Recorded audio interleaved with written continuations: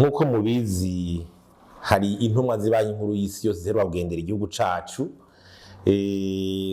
ubwo rugendo bakaba rwaheruka kera mu 1987 hari haciye igihe kitari gito urumva twumva ko ari urugendo rufise akamaro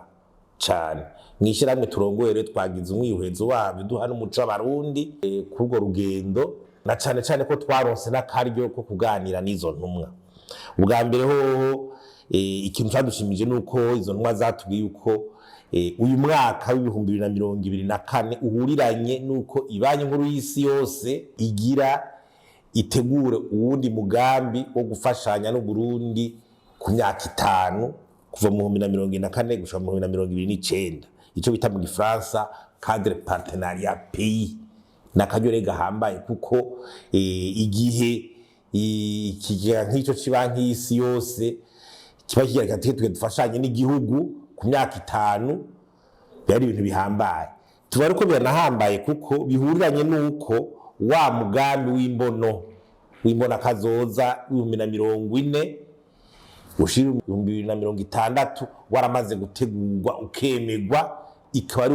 utegura inzira y'uko Burundi bwoshikira iterambere kandi twatuvuga tuti ibanki y'isi yose twatwifuza yuko nayo nyene yo wisumwa kugira Burundi bushobore kurutangura kwegeranya amahera atuma uwo mugambi uja mu ngiro nakaryo keza rero twanashimye hanyuma n'ikindi nuko yaba ibanki nkuru y'isi yose na leta y'u Burundi hari amasezerano bashize kwikumu yitwa Déclaration de Paris sur l'efficacité de l'aide nukuvuga amasezerano y'i Paris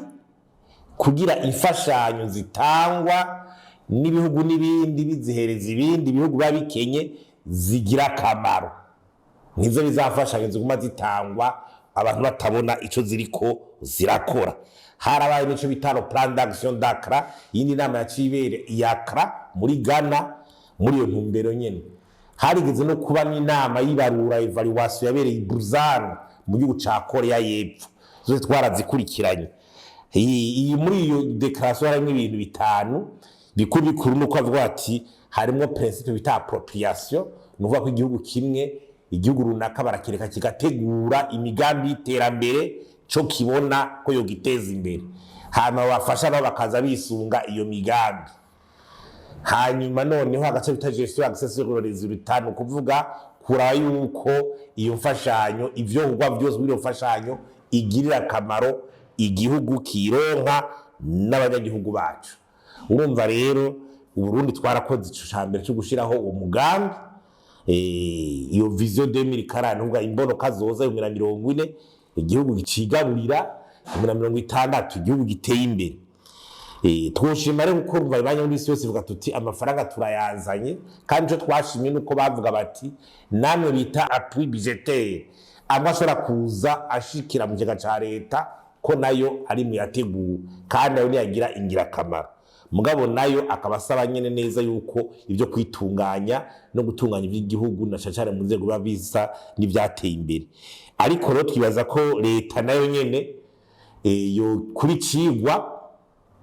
hamwe n'ibanye muri y'isi yose kuri cigwa ku mahera yaheruka muri uwo mugambi wahahora w'ibihumbi imyaka 5 wahahora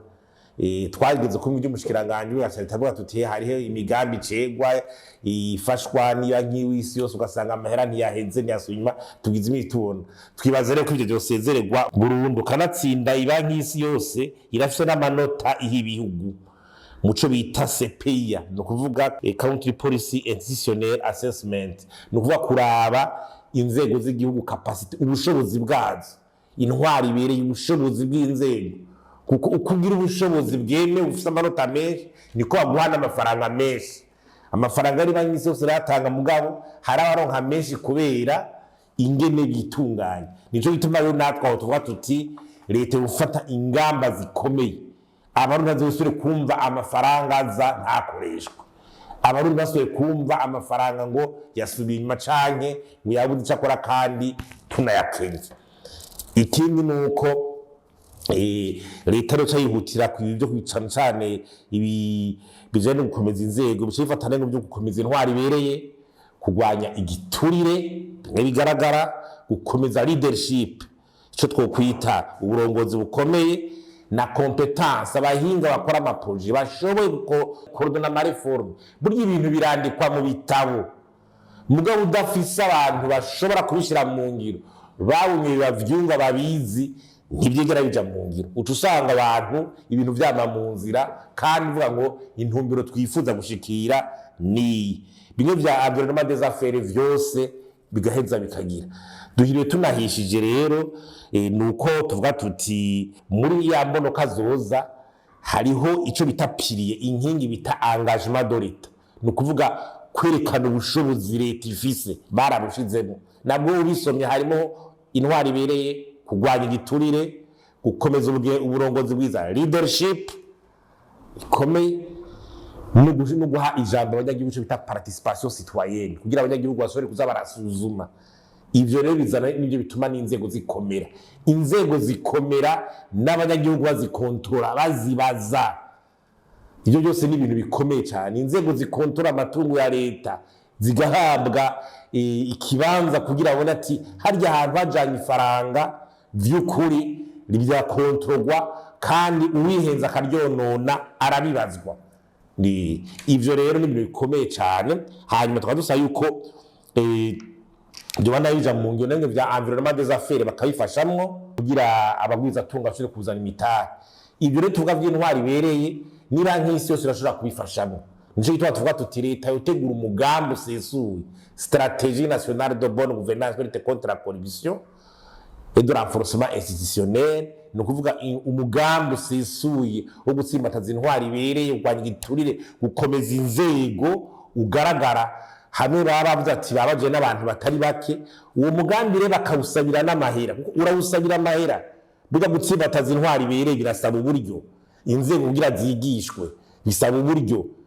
turakunda kuvyibagira kenshi na renforcement institutionnel iyo nyene ya engagement de l'État afise uburyo isaba tunaretse yuko no muri ca gitabo ca PND